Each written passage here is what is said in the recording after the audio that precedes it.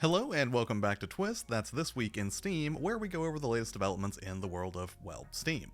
Today we've got some fun and a little frustrating news from Assassin's Creed leaks to Amazon's failed attempts to topple Steam as revealed by a former VP. Plus we'll be taking a look at some fresh Steam Deck sales data, tons of great discounts on Warner Bros. Games, and some standout demos courtesy of NextFest. So with all that being said, let's just go ahead and kick this off by talking about probably the saddest piece of news on this list, and that would be the Assassin's Creed Shadows leak that happened this past week. Because unfortunately, Assassin's Creed Shadows is in the wild almost a month ahead of release, which is kind of a double-edged sword, fun for fans, but ultimately frustrating for developers. So I did just want to mention this really quickly to remind you to be mindful of spoilers if you're out there and you were looking forward to picking it up when it releases on March 20th, because there are people out there uploading gameplay videos right now, so yeah, it's something to be mindful of if you were really looking forward to that release and don't want to have anything spoiled from the later game. And speaking of leaks, this next bit of news isn't really a leak so much as a rapidly circulating screenshot from a post on LinkedIn, where Ethan Evans, the retired VP of Prime Gaming at Amazon, very candidly outlined how Amazon tried to disrupt Steam's dominance of the PC gaming marketplace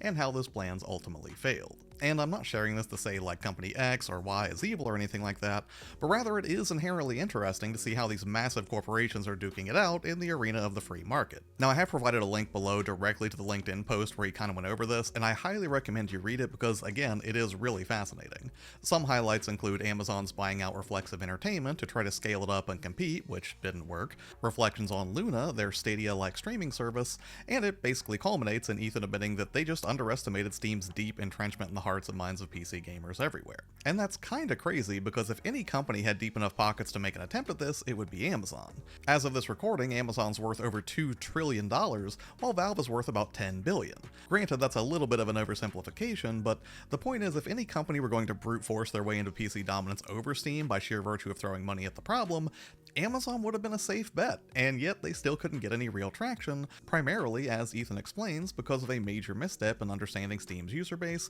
and what they'd ultimately respond to. So yeah, I definitely recommend reading through the whole thing because, again, it is completely fascinating, and I'd love to hear your thoughts on whether you think any company could actually figure out how to outmaneuver Valve in the PC gaming space. Because it really goes to show you just how deeply entrenched Steam is, and if a trillion-dollar company like Amazon couldn't shake it up, then what hope does anyone else have? And while we're on the subject of Valve's dominance, let's go ahead and talk about the Steam Deck sales for a second, because thanks to The Verge's reaching out to research firm IDC, we now have a better idea of just how many Steam Decks are out there in the wild right now. Now, publicly Valve had only stated that they sold 1 million units back in 2022, and later on they were coy in saying that they had sold multiple million units at this point, which is clearly a lot, but it's still a little bit vague. However, thanks to combining how many handheld PCs have been sold via supply chain data with what percentage of that available data was shown to be running SteamOS versus Windows, they found that upwards of 50% of the 2023 shipments and 48% of the 2024 shipments were from the Steam Deck, meaning that the deck has shipped upwards of 3.7 to maybe 4 million units. Now, I'd take this data with a grain of salt since it's still basically speculation, if not really well-researched speculation, but it does seem to be rooted in sound logic, and either way, I don't think we'll have to worry about Valve abandoning the Steam Deck anytime soon. And now that we've got some of this week's news out of the way, let's go ahead and start working towards the mid-section of the business upfront, party in the back philosophy that drives the Twist format by checking out some great deals on Warner Bros. Games that are going on right now over at Fanatical. And let me tell you, there are some legitimate bangers here that play flawlessly on the Steam Deck that you can snatch up for dirt cheap. Some highlights include Hogwarts Legacy for $16.19, which almost hits CD Keys level of discounts if you caught that video a few weeks back. The Batman Arkham Collection, which includes Arkham Asylum, Arkham City, and Arkham Knight for $7.49, and for that matter you can also throw in Blackgate or Arkham Origins 2 at $3.29 each. Mad Max is also on sale, which is super fun and runs great on the Steam Deck, and it's only $2.49. And it pains me to say that we live in a world where a Taco Bell Crunchy Taco Supreme is $2.79, so for 30 cents less than that you can have a bombastic vehicular combat adventure in the wasteland. Beyond that, there's also a ton of LEGO games, from Harry Potter to Marvel Superheroes and LEGO DC Supervillains, and those are all coming in at around the $5 range. Also, you'll find pretty much every Mortal Kombat is on sale, Shadow of War, and yeah, there's just a lot of great games here, and with 20 bucks you could make out like an absolute demon securing hundreds of hours of gameplay. I've dropped a link to the full sale below over on Fanatical, so if you do grab something, consider using my affiliate link to support the channel, and that would be greatly appreciated. But now let's kick back and have some fun and talk about a bunch of games that you can play for free right now, well, in demo form at least, by going over some of the best demos that I've found from Next Fest so far. And again, Next Fest is going to be continuing on from now until March 3rd. If you want to go check that out, I've linked it below. But let's go ahead and kick this one off with Wanderstop. And this was a game that at first I thought was just going to be sort of a so-so cozy game, because not to throw shade at cozy games, but they are kind of a dime a dozen. I feel like we just see tons and tons of those. However, I have to say, this one really resonated with me in a significant way. And I think really what it comes down to is not so much the gameplay loop, but the story that's being told here. So the game kicks off with you playing as a fighter named Alta, and after getting summarily wrecked, essentially what happens is she decides that she is going to charge into the forest to find Master Winters, train herself up to be the best fighter ever, and ultimately bounce back and come back stronger than ever before.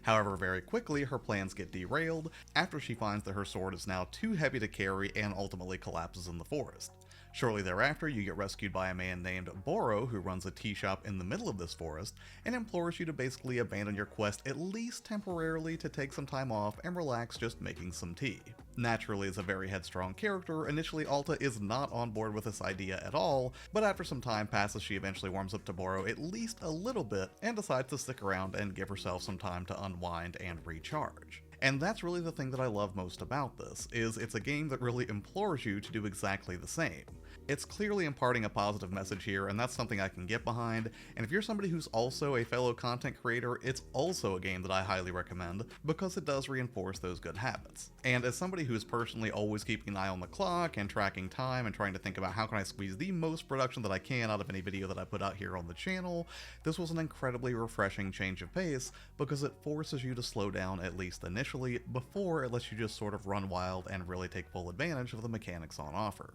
Steam Deck performance has been pretty solid so far, and I would assume as long as you keep it on the lower graphic settings that you can get close to a steady 60 FPS, but again, this is a demo, so it might be different in the full release, but yeah, I have to say this one was an absolute joy to hang out with. But now let's shift gears and speed things up considerably with a game that I really only wanted to try out based on its art style alone because it looked like a Game Boy Advance game, and that would be Advent Neo, which in truth may be the first Sonic-like game that I've played in a very long time. And I'll be honest, I did not pay too much attention to the story right from the outset, and I was a little bit frustrated by a ton of heavy tutorializing. However, I will say that playing through those tutorials will definitely behoove you because there is a lot going on here. The game is very fast, and you will definitely appreciate it if you take time to understand how the counter system works, how to dodge past enemies, and ultimately how to dish out a ton of punishment to both scrubs and heavier mid-range bosses that you encounter in each stage. And very much like a Sonic game, you can expect a big celebration of you reaching that goal, which I guess you could say is also like Mario as well, but trust me, it is very clear that Sonic was the inspiration here.